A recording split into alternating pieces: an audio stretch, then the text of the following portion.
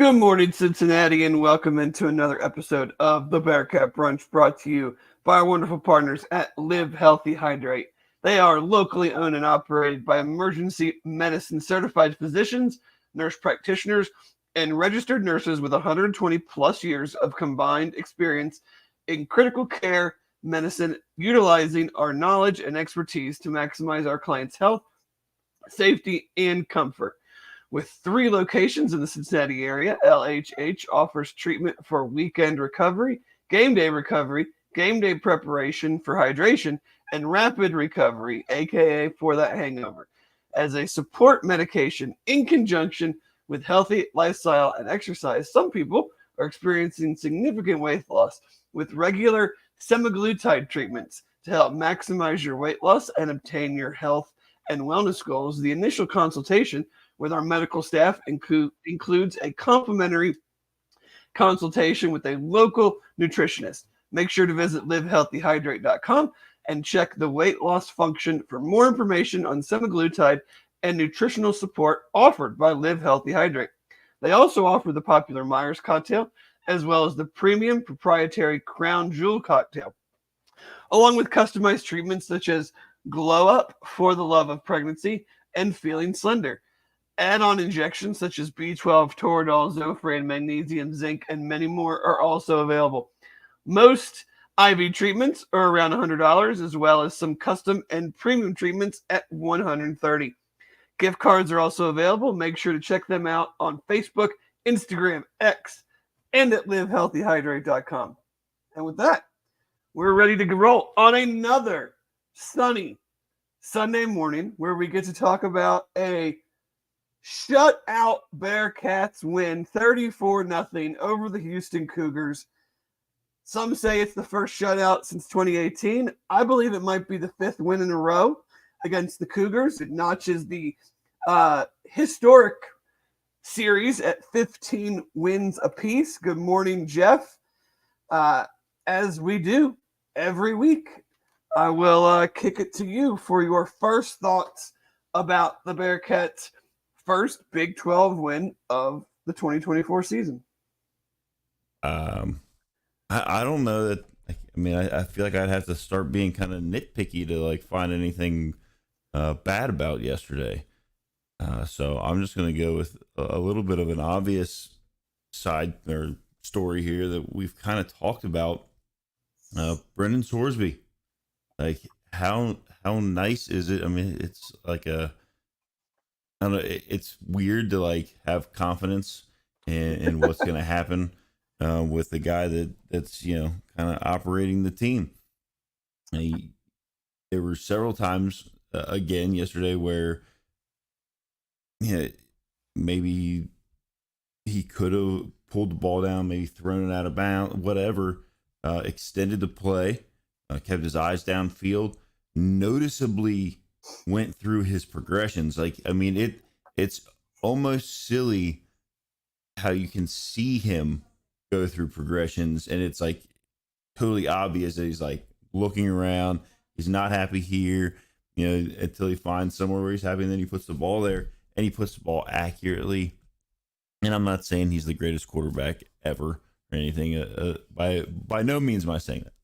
No, it's but the confidence that I'm able to have in it is nice. We're 4 games in, and he hasn't thrown an interception, and he really, maybe once or twice has put the ball in, a turnover worthy type situation. It's not like he's thrown the ball to the defense and they've dropped it, 2 or 3 times. So, I thought, Houston's defensive game plan was to not give the receivers kind of what they had been getting against Pitt and against Miami, just the kind of the free releases. They played much more press man. They kind of, I wouldn't say sold out to stop the run, but they did a very good job, I thought, as a whole against the run.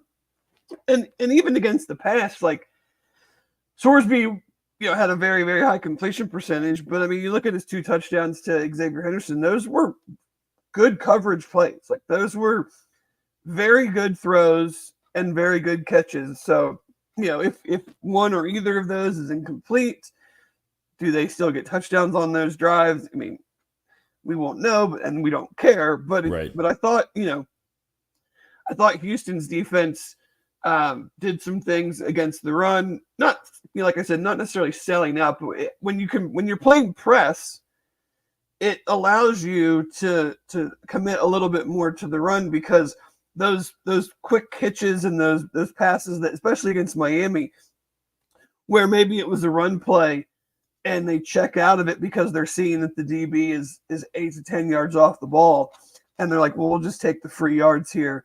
Those aren't there. So they have to stick with, if they called a run play, they have to stick with the run play more often than not.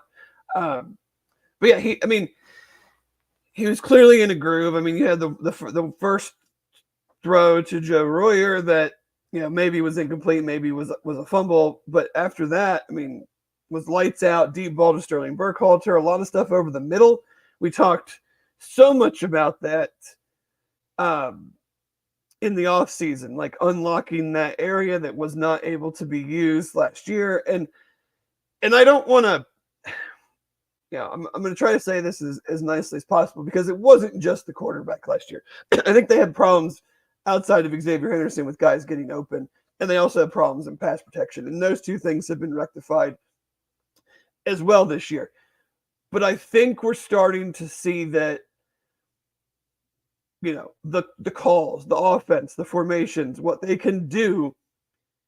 I think we're starting to see that maybe some portion of that, some percentage of that, was hamstrung by a collection of all the things I just mentioned. And maybe most notably, just the overall quarterback play didn't allow them to get into certain calls or into certain formations that they maybe wanted to, that maybe we're now seeing when you have a guy who is now, well over 100 attempts and no interceptions. And I think we're double-digit touchdowns? Are we at 10 touchdowns? I think he had 8 coming into yesterday. He had 2 yesterday. But either way, I mean, you're at no interceptions. You're well over 100 attempts through 4 games. So, lot to like offensively. You have the other pass catchers when they do a good job with Xavier Henderson, or you have the running when, the running game was kind of stagnant, but you still get the 44-yard touchdown. You got some key runs to always stay ahead of the chains. It felt like outside of the first drive, which it was a very quick game. I mean, UC really only had what I would call 8 true drives. You have the kneel down at the end of the half, and then the 4-play, got 11 yards, got a first down, ended the game. So you have 8 true drives. You have 4 touchdowns, 2 field goals, 2 punts. It's hard to be more efficient and better than that. You have a 12-play touchdown drive that takes a 7-11 off the clock. You have a 15-play, not almost 10-minute drive that ends in a field goal. So, it's hard to say much. Like you said, it's some nitpicking. Maybe could have done better against the run, or running the ball. Excuse me, offensively. But I mean, your quarterback is like 80-something%, and you don't turn the ball over. You don't really commit a bunch of penalties. You're not in a bunch of third and longs, like you said. Hard to really find any major gripes. I mean, when you look at it, and I know, when you look around, like a lot of people are saying it, that it's probably the best game in the Satterfield era.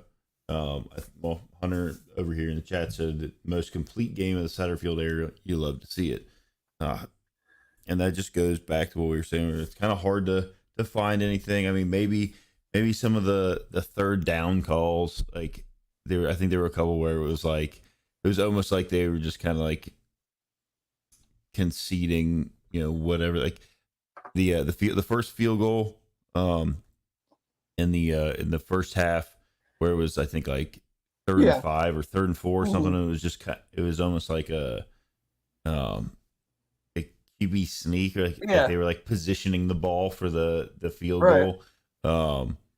But I mean, at the time, you're already up 21-0. Just, I guess, maybe seeing if Hawks was a fluke last week.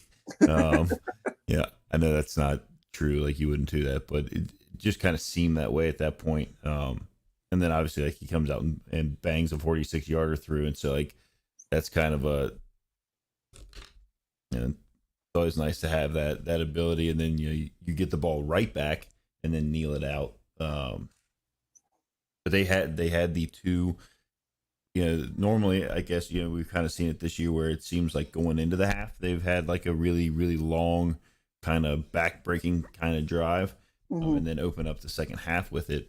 Whereas this time they kind of like, sporadically put them in there. Like, they had the 12-play, 7-minute drive that ended in a touchdown, and then the 15-play one that was like 10 minutes. He said it ends in a field goal there.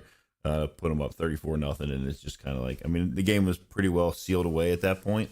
But still, it's nice to see that they, for lack of better, like they kept the gas pedal down.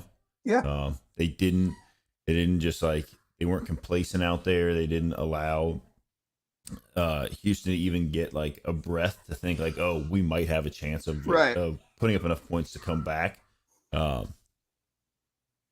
That's what you want to see. And they're going to need it going forward. They're going to need to be able to score a lot of points. Yeah, I mean, Houston really only threatened the one time that ended up in the missed field goal. And I also we have the last 2 weeks. Now, UC didn't have the ball to start the second half this week, but their first 2 drives of the second half, the last 2 weeks, have both been really nice touchdown drives, which is always, you want to, especially when you have the lead. The first time you get the ball in the second half, it's always, I feel like it's quite a tone setter to come out and go down the field and get a touchdown in that situation. Jason asks, how good of a barometer was the win? How poor is Oklahoma's offense? Two separate questions, in my opinion. I think it's a good win, regardless of what Oklahoma's offense is or was, because they did so many good things, and it wasn't, there was nothing fluky about it. There was nothing, it wasn't like Houston handed them the ball on a bunch of short fields and they capitalized on extreme turnovers or stuff like that. Like, Houston played solid defense. Now, I will say, I was a little skeptical of their lofty yards per game allowed ranking, because none of the other deeper analytics backed that up as them having an actual good defense. And I think we saw a little bit last night, if you watched the Tennessee-Oklahoma game and saw Jackson Arnold get benched before halftime, and the issues Oklahoma's having pretty much across the board offensively. Now, when Houston played them, they were down 2 of their better receivers and have some offensive line issues as well. But no, I think the win stands up. I don't think Houston's good. Let's just get that out of the way. I will be surprised if they win. I haven't looked at their Big 12 schedule, but I'll be kind of surprised if they win a Big 12 game. I just, offensively is the issue. I mean, I don't think they can throw the ball at all. You had the 52. Unless there's somebody else on the bench. You had the 52-yard completion, and you take that away, and they ran 53 plays for 182 yards. So, less than 3.5 yards a play. Take out the 52-yard completion, and Donovan Smith completed 9 passes for 14 yards. And then they make the quarterback change, and yes, they're down a bunch, so it would have been hard regardless, but they bring in the other guy, and he doesn't even throw the ball. I don't think I've ever seen a situation like that where, yes, you were 5. Yeah, the only time he threw it was on the first 10 plays he was in. He threw it because it was 4th and 10, and he airmailed it out of bounds. I've never seen a situation where you make a quarterback change and you're losing, and the backup doesn't come in and just start slinging it because you're well, we're losing. we have nothing to lose. We may as well see if we like. Nope, we're just going to run the same run plays and the same quarterback run plays. And I mean, I don't know. I mean, I'm not going to say they were giving up, but it was just weird that you decided to make a quarterback change and then didn't throw the ball with the new guy. Right. Like, I don't know. That is odd to like. You bring him in, you're like, well, we're just gonna keep doing what the first string guy was doing, and just see if maybe this is like, if this is gonna really get it done. I mean, they have a nice freshman running back who averaged 10 yards a carry, but also fumbled twice. So, I think their issue is way more offensive than defensive. Like you look at some of these Big 12 teams, and who you're gonna have to play. I don't know how they're gonna score enough points to win any of these games. Yeah. So, if we want to flip it over, I think, offense, again, very, very efficient. Didn't turn the ball over, didn't put themselves in many bad spots. You look at the game on paper numbers, and there was nothing like super jumps out. As yards per dropback obviously was strong, over 10 yards per dropback. It was a lot of light green, a little bit of dark green. Rushing numbers were in the light purple, but we understood that because they did do a good job. They had 8 tackles for loss. Corey had, we talked last week how he still hadn't had any negative rushing yard plays, and he had several. They did a good job. So, and I thought they did an okay job even in the pass coverage. I mean, they had a couple penalties that bailed us out. They had, they lost guys in the middle, I think, often. But, they were on their coverages. We just made plays, and that's what you need. You have to have a quarterback. You have to have a receiver that can go out and win those one-on-one plays. I would say that's the other thing. Like, I think it was Burkhalter maybe made the big pass down the middle. Yeah, down the middle, yeah. But, I mean, it wasn't like he had like 4 or 5 yards to separate. I mean, he was fighting for the ball. He went up after it, and he's the one that brought it down, which is obviously like the kind of what you want to see out of those plays. The catches that Xavier Henderson was making on the two fades, just unreal. I mean, the ball placement was got both feet down on both of them. Right. And then there was another play that sticks out, and it was probably Xavier that he flipped it to, or it might have been a running back. No, it might have been Corey. Xavier only had 2 catches. Both of his catches were touchdowns. I think it was actually Corey. Like where he lofted it up on the kind of, not a true screen pass, but more like a dump off. Yeah. It's like he was kind of rolling out to his left.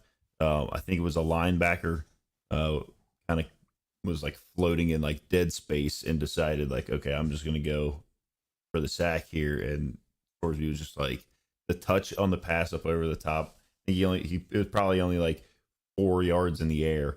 But it was like just where he was able to place the ball, keep his eyes downfield.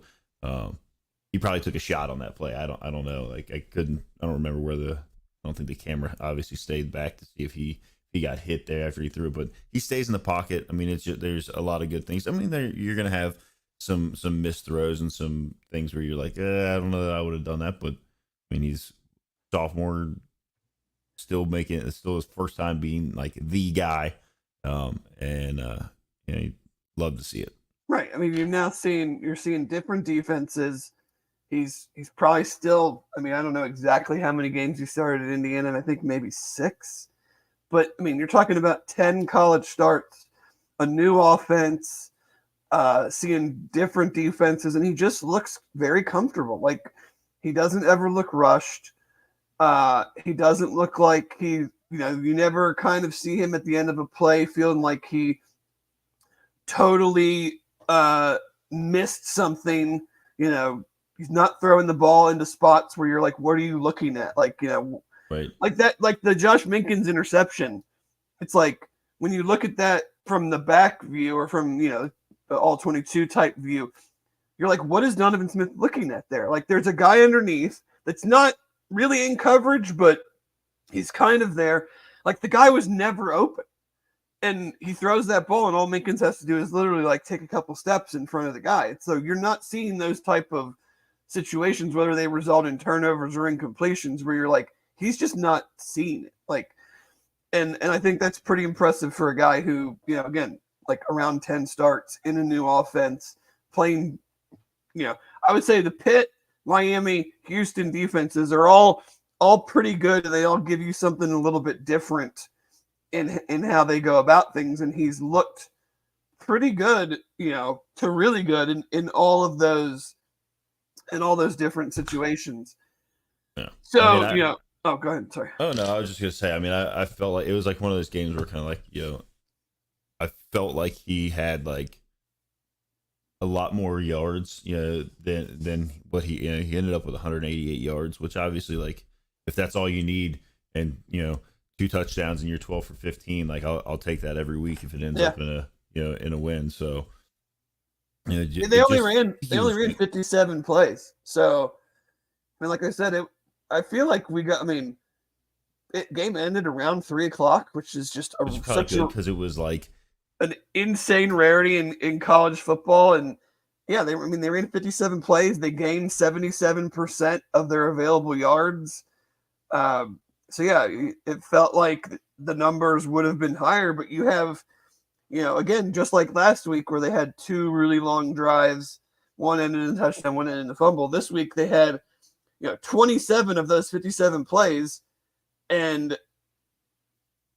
17 minutes of game time were 2 drives that again ended in 10 points. So they're, the numbers felt like they should be higher, but they just never really had. Every time they had the ball, they capitalized, and they didn't have the ball all that much in this style of not play. I mean, that's like an Army Navy type number of drives.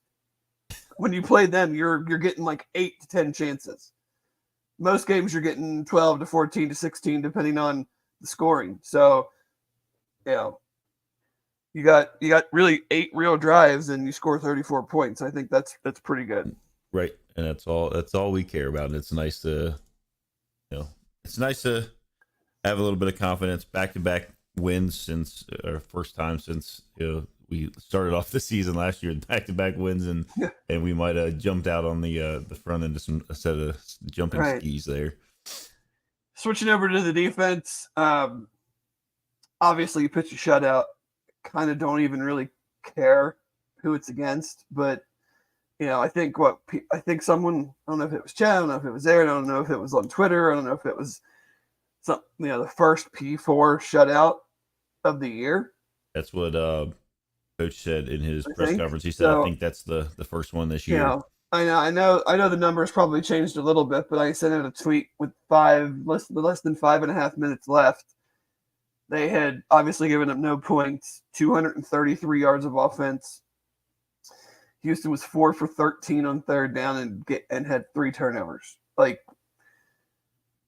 I know that I just said that the Houston offense isn't good, but we talked about this defense and growing and, all the new guys, the new scheme. It's going to take a little bit of time. I think you are starting to see.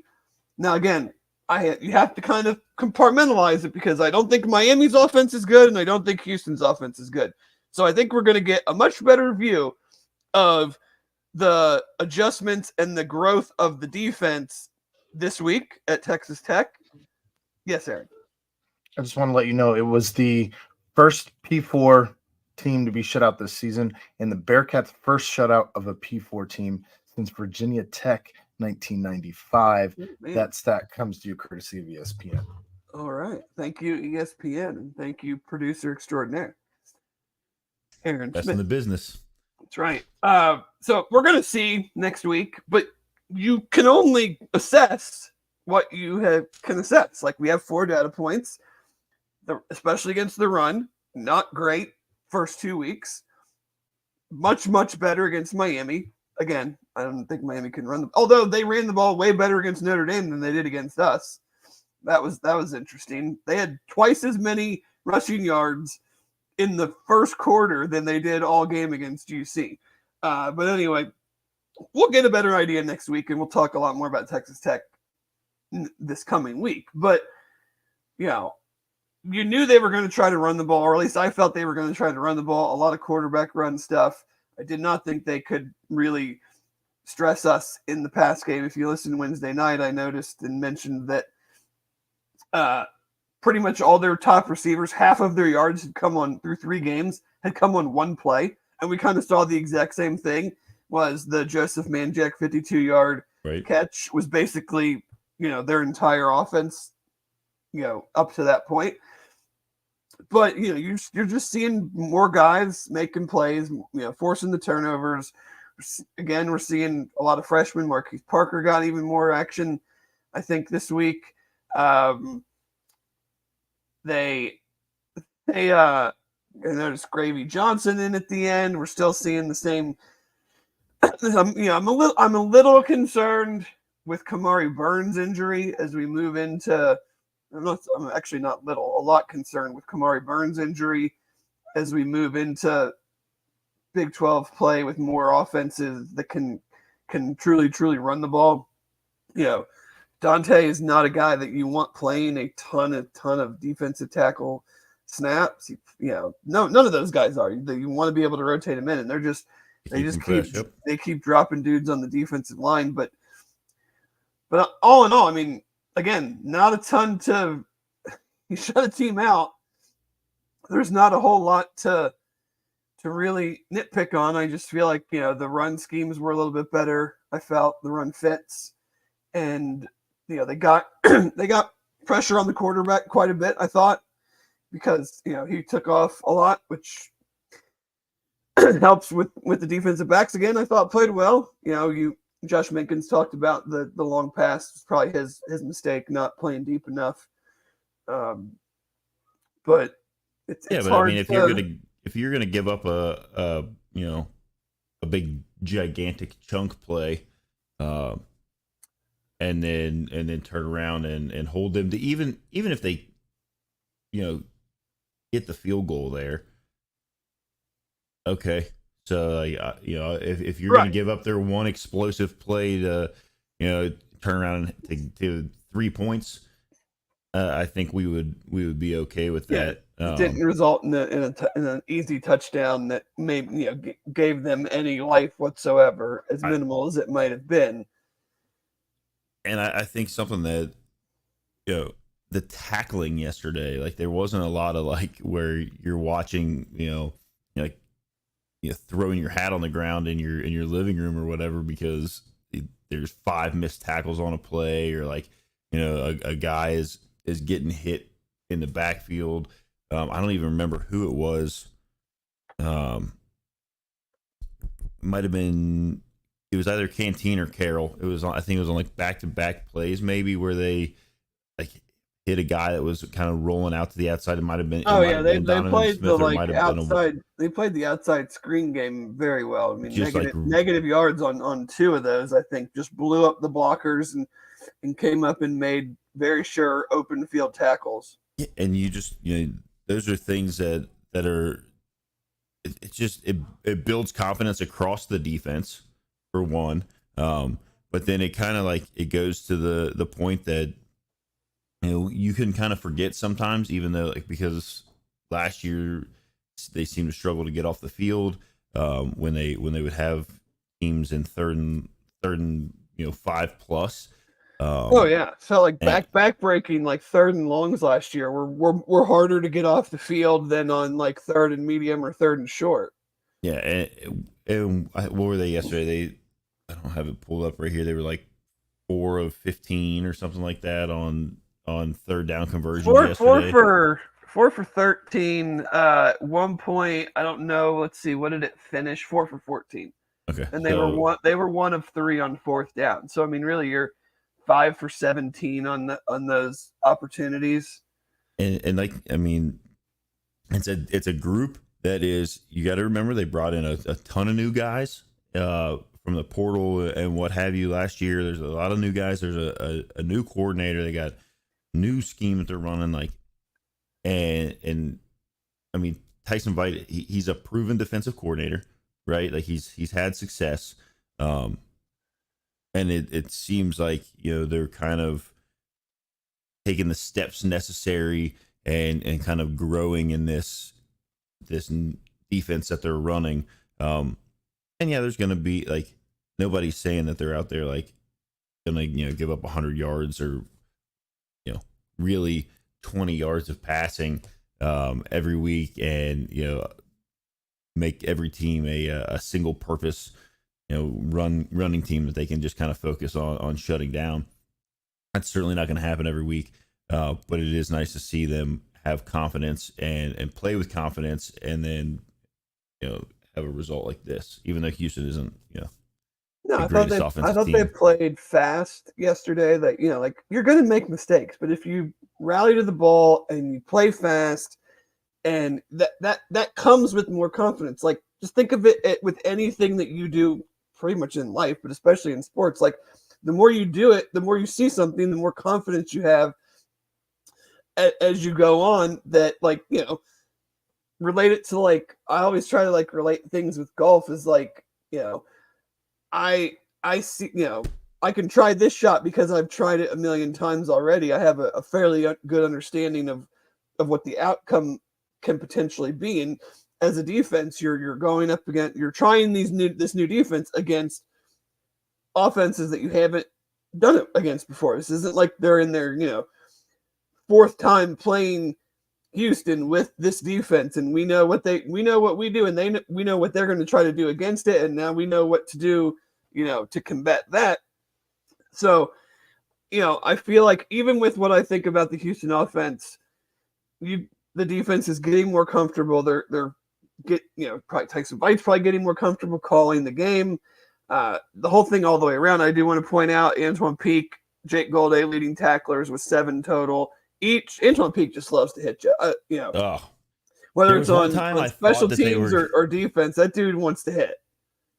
He had a hit where afterwards it was 2 seconds almost where he was standing over the guy, and I was like, oh, here we go. There's going to be a flag. But I almost in a game like that, I don't know. I wouldn't have been as upset if you get flagged there for that kind of, when you're starting to just pure dominance, okay, maybe you eat that flag, but the flag wasn't thrown, and so he got to get his flex off and then move on.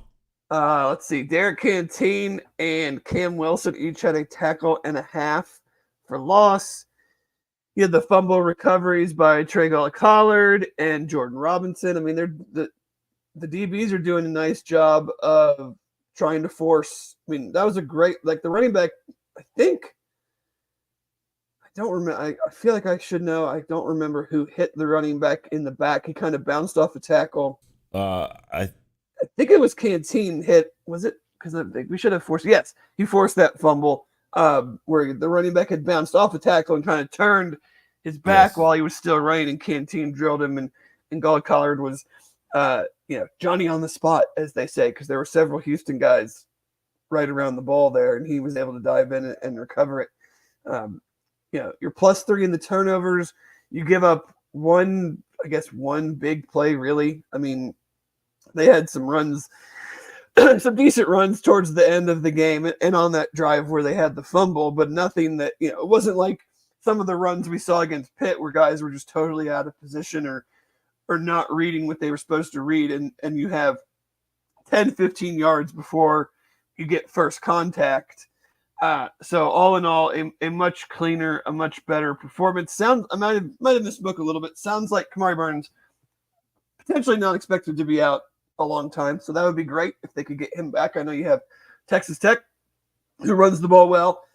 Then you have a bye game. Then you go to UCF, who obviously is going to run the ball a lot. So it would be very, very helpful if he could maybe be back, sometime in that window. Full strength there. Yeah.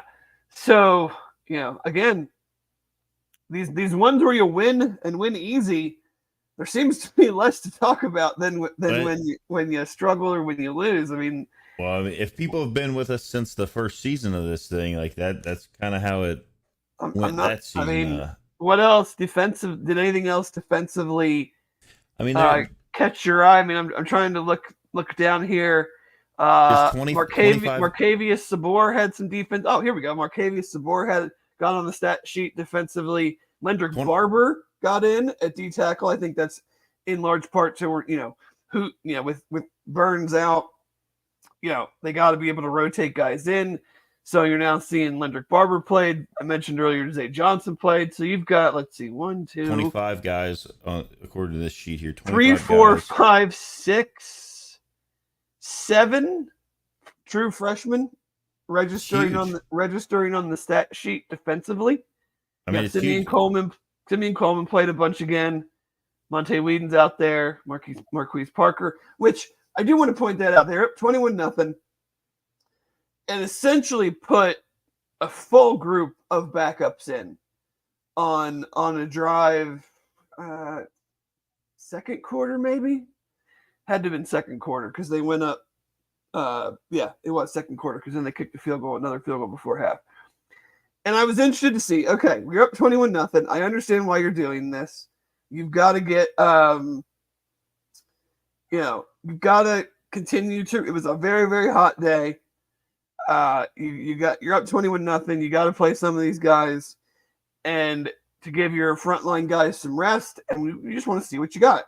I think it's a good time to see it. I mean, they've been able to do it all year, though. They had a lineup that was pretty much all twos and maybe even, three, some 2/3s. First play, they try to run some sort of like tight end screen. Marquise Parker sniffs that out, tackle for loss. Second play, they end up, I think, throwing it down into the flat. And two guys were there, kind of bracket the, don't over pursue, bracket the ball carrier, kind of be like, okay, here's the deal, buddy. Like, you're either trying to break both of our tackles, or you're running out of bounds. They converged on him. I think it was like a 3-yard gain, 3rd and 10. They ran the ball, didn't get anything. Got a 3 and out by those guys, gives the ball right back to the offense, who goes down, kicks the field goal, goes to 24-0.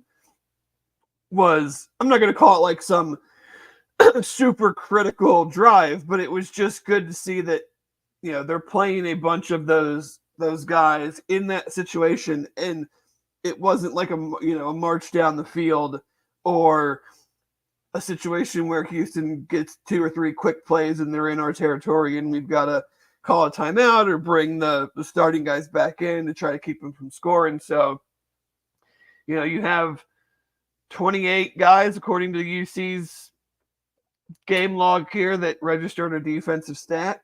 7 of them true freshmen. Yeah, I mean, Coach talked about it in his press conference afterward, like how important it is to get these guys in and get them true Big 12 snaps. Like, I don't care who it's, whatever. Like, they're Big 12 snaps. And these guys, they've been kind of fortunate where they've been able to get a lot of these young guys, a lot of these true freshmen, with 8 of those guys. To get them meaningful snaps, see what they've got, the learning that occurs there, because you can only replicate true game experience so much in practice against guys that against offenses that you can only get so much experience there. There is always something to be said about being in the actual fire, regardless of how hot that fire might be, and learning on the field, seeing what you have against guys that you don't know what's coming, or you can't kind of tell what's going to happen. And I think that that's going to pay off for this team down the line. Yeah, I mean, a lot of these guys are not running scout team, but I mean, you're not getting a whole ton of reps in practice. You're getting your shots here and there, but you never know when your number is going to be called, and you got to have confidence in guys that they're at least going to, they're young dudes, or they're new guys. They're not going to make every play, but you want to at least have confidence that you can put them out there and they have a baseline understanding of what is necessary to do, and not just be free for all, or blown coverages or totally missed assignments, stuff like that. So again, matched the win total from last year. Oh We'll man, see, where that takes us in the next 8 games. I think I'm starting to get a a decent feel on the Big 12, and I'm liking, maybe liking our chances a little bit more in some of these games. So I think we we'll get into the rest of college football, but it's going to be tough to win on the road. Big 12 teams were 1-7 on the road yesterday, and the win was a very good Utah team at Oklahoma State. That was it. I mean, so well, I winning think on the road, regardless of who the opponent is going to be tough. And they've got more road games than they got home games. So you're certainly going to have to look at those 3 remaining home games and say we got to get those, and then maybe we can steal 1 or 2 something on the road. So, just real quick touch on special teams with Nathan Hawks going 2 for 2, long of 46 and 4 for 4 on extra points, and then Mason Fletcher, the 2 punts that he had averaged out to 43 yards. So with a long of 49. I know they were concerned about Houston's return game in both in punt and kickoff, and I thought they did a real good job of keeping those. It was another game where UC had the edge in starting field position. I think we started on, I think, our own 31. They started around their own 36 per drives, and then only gained 45% of their available yards. So another good job on the coverage teams. But we'll go ahead and move on. That Bearcats, big win wrap-up segment brought to you by our friends at Royal Links Golf Tours. Have you always wanted to play St. Andrews? Have you ever enjoyed that perfect pint of Guinness in Ireland? Well, you can do both with Royal Links Golf Tours. They are a golf tour specialist offering unforgettable golf experiences to Scotland, England, Ireland, and Wales. Their custom itineraries are more than golf trips. They are immersive cultural and country experiences that will surprise and delight you both on and off the course. Royal Links Golf Tours is owned by former Bearcat quarterback Hayden Moore and his partner, UC alum Jeff Bartholomew. So if you and your buddies or your wives are looking to get a trip together over in England, Ireland, Scotland, and Wales, make sure to reach out to Royal Links Golf Tours at royallinksgolftours.com or give them a call at 770-331-1525. So we had some good interesting games. I think the most interesting good game, probably USC Michigan. Michigan wins a game throwing for 32 yards. Not sure who that says more about, them or USC. USC seemed to have control of that game until whoever number 19 is going to be talked about a lot, just with one of the worst. And I'm not even going to say missed tackles. Like, he was holding on, and dude just broke the tackle and ran for 60-something yards to set up the game-winning touchdown. and I don't know, man. Like, this Michigan offense is like 100% one-dimensional, and USC still couldn't stop them. Well, I mean, there's not a lot more to say about that. It's like, it's going to happen. Like, when you got a guy that's throwing 12 times in its own, and he's averaging 2.5 yards a pass, and so they're going to run the ball on you, and you just can't do anything about it. Like, yeah, I mean, Miller Moss had a. I mean, he threw the ball 51 times, so I'm not going to say he had a great game, but I mean, he put him in position to win, and the defense couldn't get it done. I would say Aaron and Chad will have a busy Big 12 wrap up, because there's some scores in that that were super interesting, and especially the Colorado ending. The late night BYU Kansas State game that most people were probably asleep for and woke up and was like, what the hell happened here? Sonny Dykes getting, I guess it is a Big 12 game, but Sonny Dykes getting thrown out at SMU and pumping up the crowd as he was leaving was certainly an interesting interesting thing when they gave up 66 points. Well, the Nebraska-Illinois game on Friday, I don't know if you had watched any of that. I didn't but see much of that. So it was actually a pretty good game. Obviously, it goes into overtime. Illinois scores, and then I was like, kind of like half paying attention to it. We had gone out, and there was like, kind of trying to put some things together for the kids, and I look up and I'm like, what's going on? It was 3rd and 42 for Nebraska. I think he got sacked.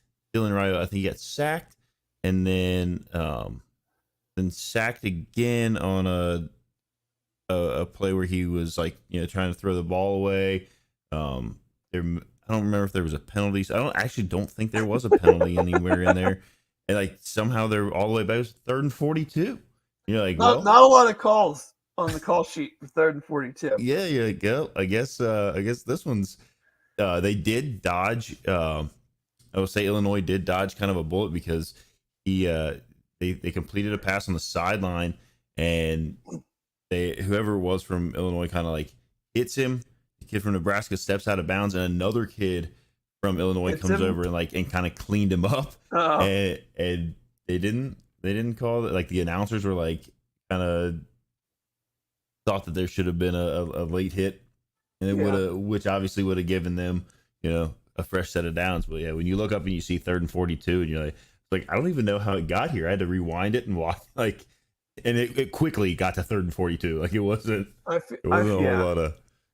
I feel bad for Kent State. Like I legitimately feel bad for them. I was going to ask you how you feel about your prediction. You played Tennessee, and we talked about how that went last week, and you get to follow that up with a trip to Happy Valley, where you are outgained 718 yards to 67 yards. Well, largest disparity in yards gained in the history of college football. Yeah, those 1.5 million checks must be great because, well, buddy, that's a hard one to come to the office on Sunday and Monday and talk to those kids about, like, guys, just keep fighting. We're close.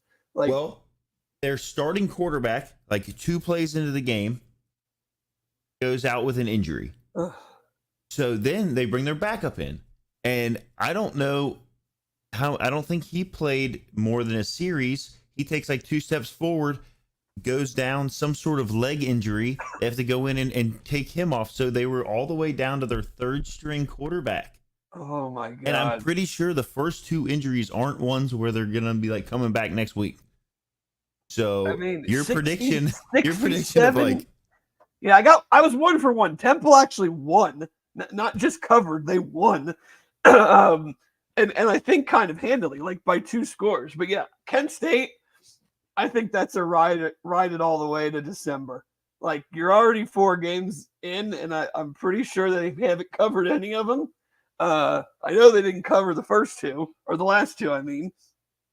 But yeah, that's not good at all. Like, you look at I'm looking right now at the stat sheet thing that they had 1, 2, 3, 4, 5, 6 people record a rushing stat, and 2 of them were their quarterbacks. So their 3rd string quarterback had 6 carries for 11 yards. So you take that out. Their other quarterback had the 1 carry for -2 yards where he got hurt. So they're down to 4 guys that recorded rushing stats for a total of 54 yards. They had 2 receivers record stats. This is the shortest stat sheet I think I've ever seen in my entire life. Oh, and their quarterback they got knocked out of the game fumbled. He fumbled. Yeah, it's bad stuff. But yeah, they punted 10 times, Dave, for 422 yards. They punted for 4. He averaged 42 yards, 42 and a half yards a punt. Not 5 great. of them were down to inside the 20. Not great. Gonna be a tough go for those fellas this year. Memphis giving up 56 to Navy after holding Florida State 12. not what you want to see when you're trying to get that G5 bid. Northern Illinois lost to Buffalo after beating Notre Dame. Like the group of five had a rough go yesterday with their teams. Toledo lost as well to Western Kentucky. Like now you say the group of five had a rough go at it. Yeah, but there was except James Madison. They did whatever the hell they wanted in North Carolina. And Mac Brown's like, you can't be a football player at North Carolina and lose like that to a group of five team. Like he went off the rails. Well, apparently you can't also be a 70-something-year-old coach. Like Mac, like I think it might be time, buddy. Like 70 to 50. Well, and they're on their third quarterback. I think the one guy, Max Johnson, got hurt in one of their games earlier, I think in the first game of the year. And so they're on their second guy, and I don't think he was any good. So then in this game, I think they were on their third guy. But it's already like an absolute, train wreck disaster of a game. I mean, they gave up 53 points in the first half. But like late in the first half, they throw a pick six. And then on the very next play, throw it again, and it's intercepted again. And James Madison, I don't know if they scored a touchdown or kicked the field goal right before halftime, but it's like, what are you doing? You're already just getting your doors blown off, and you're just like chucking it right after you threw a pick six. So yeah, I don't. That's a not great. This is wild. There's like I've had to scroll very far down to there were an inordinate amount of possessions back and forth in the first half of that game. Like it just because it's like James 2 Madison plays scored 50-something points. 2 plays, 5 plays, 3 plays, 1 play, one play touchdown. Like, but then you go and you look and like North Carolina, their quarterback was 28 of 48 for 475 yards. Just so many empty yards. Just so many empty yards. I mean, that's Florida State finally got a win. Beat Cal 14-9. Not sure I'd be super excited even about that. So, we still there. Good. Yeah. I know this Tennessee is a Big 12. This was a Big 12 went thing, into Oklahoma against a really good defense, but did with it. I don't think Nico played great. They didn't. The Heupel's calling towards the end of the game was curious. It felt like he was like just trying to get out of there. They were up, but not like it wasn't like they were up a ton where you could be like, you should just start running the ball in every play with like 10 minutes to go in the game. But, I think Oklahoma's issues are certainly on the offensive side of the ball. We'll see if they have a true quarterback competition this week. Michael Hawkins came in for Jackson Arnold and at least moved the ball. I mean, Jackson Arnold made on their first drive, made one of the worst throws you're going to see for an interception, and made me say, like, this is why I was a little skeptical of the Houston defense. And then later in the game, before he got benched, it's a screen that he just throws backwards or literally right on the line, which resulted in a fumble that Tennessee recovered, and they reviewed it and called it because it wasn't enough to overturn it, but it's just like, dude, what? Some of it was bad. So I can totally understand why they made a quarterback change. So we'll kind of see where that goes, because they'll get no let up in the SEC moving forward. No, not at all. A solid welcome to the SEC, kind of a treatment there, huh? Mm-hmm. I know Notre Dame. They beat Miami, but Miami was up for a brief moment. 3-0. Yeah, they were. More than they could say against the Bearcats. Yeah, that's true. Yeah, I like to see. You want to get a little depressed. This has been a great couple weeks for the Bearcats to build some momentum, but let's get a little depressed. UC's 3-1, and they've trailed for 17 seconds this season. We should be 4-0. We should be. That, but you live and you learn. That's that kind of little bit of let up. That's taking your foot off the gas. Which things happen. So, the other top teams weren't really tested. Texas 51-3 over Louisiana Monroe. Ohio State, a little bit of a slow start, but 49-14 over Marshall. Ole Miss 52-13 over Georgia Southern. We obviously talked Penn State. We talked Miami. Florida was in a pretty close game with South Florida, and then just blew them out in the second half. What was the deal here with Missouri Vanderbilt? Oh, Vanderbilt should have won that game. Maybe I shouldn't say should have won. I was watching a little bit of it before the Tennessee game started, but overtime, missed a fairly short field goal to force double overtime. Yeah, I feel Missouri should feel blessed that they dodged that bullet and are still going to definitely be alive for a playoff spot. Wow. But that's I don't know. There's a lot of Big 12 stuff to talk about. I'm not going to talk about it because the victory cigar. Aaron and Chad will. But some things like I said earlier, starting to get a sense of the league, especially the teams UC has to play, starting to feel, I don't know, a little bit better. Maybe it's not as, I don't know. I just think it's going to be crazy league, and outside of maybe Utah, if Cam Rising's healthy, and you look at the teams UC plays, I don't think there's anybody. Chad and I talked about it. Is it down? I'm not going to necessarily say it's down. Maybe it is down a little bit. Not having Texas and Oklahoma gives the perception that it's down. I just don't think there's not a head and shoulders above the rest team, and so if if UC plays a good game, I think they can win a lot of the games that they have left on their schedule. There's just not outside of going to Kansas State and going to Iowa State, and then maybe going to UC. The road games are going to be tough. It's going to be tough to win on the road in this conference, but home games at Colorado. We'll see. We will see. Jason asked a couple questions. What will Godfrey have to say about Sat on today's Split Zones Duo show?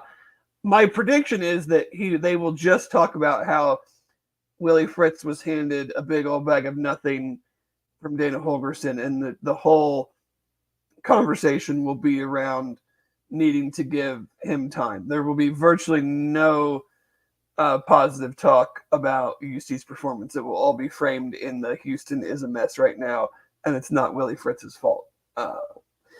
And then my thoughts on the commitment and offers that went out yesterday.